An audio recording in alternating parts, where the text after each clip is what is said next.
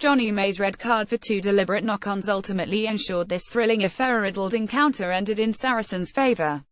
Both decisions on May's transgressions, one in each half, appeared, to the letter of the law, to be the right ones, but that did not stop the Welford Road crowd feeling that the referee, Matthew Carley, had left his Christmas cheer at home. In the end though, it was a battle of 2 of England's heavyweights won by the team that could least afford to lose. Leicester have now lost 5 in a row but are still a team in transition. Saracens, on the other hand, are the 2-times European champions and had lost 7 on the spin. Defeat here would have been the worst sequence in the professional era. Truth be told, it was a chaotic if entertaining match, punctuated by repeated handling errors, an absorbing scrum tussle between Dan Cole and Mako Vunipola, won emphatically by the former, and the contrasting styles of George Ford and Owen Farrell, edged by the latter. Leicester were left to lament May's knock-ons, the second coming when they were 9 points down with 13 minutes left and ending any hope of victory, but their mistakes with ball in hand, not to mention the horribly sluggish start, were perhaps more pivotal. Indeed, Saracens' early dominance was such that they were 10 points and a man up before they had even made a tackle.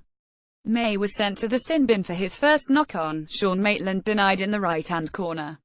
The visitors might have put significant daylight between themselves and Leicester with May off the field, but both Alex Good and Chris Wiles were guilty of poor final passes on either side of the pitch.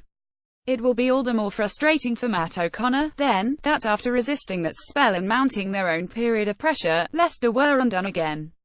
Vunipola produced one of those pullback passes that are swiftly becoming a trademark of his, with Farrell the recipient. His quick hands freed Jamie George to thunder in under the posts. With Farrell also having added an earlier penalty, Saracens were 170 up and coasting. The Tigers stirred however. Sharp interplay between Matt Humua and Adam Tombstone took them close on the left before the Australian centre's long pass to the same player on the right yielded their first try, Tombstone's dexterous inside pass finding Matthew Tate to dart in. Ford nailed the tricky conversion and the Welford Road faithful roused themselves.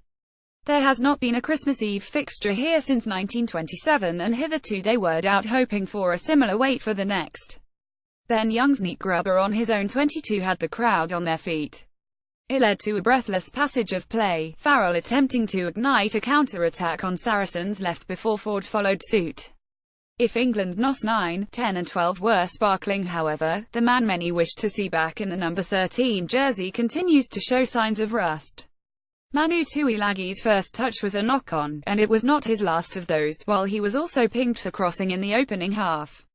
He made a few meters in traffic, his size means he always will, and as was the case against Munster he improved as the match wore on.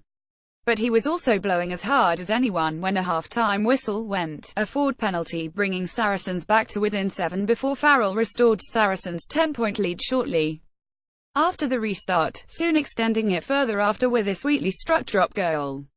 Cue the Cole show. The England tight head had disappointed against Munster with his indiscipline, but for 4 consecutive scrums he made mincemeat of Vunipola and eventually Carley gave the penalty try.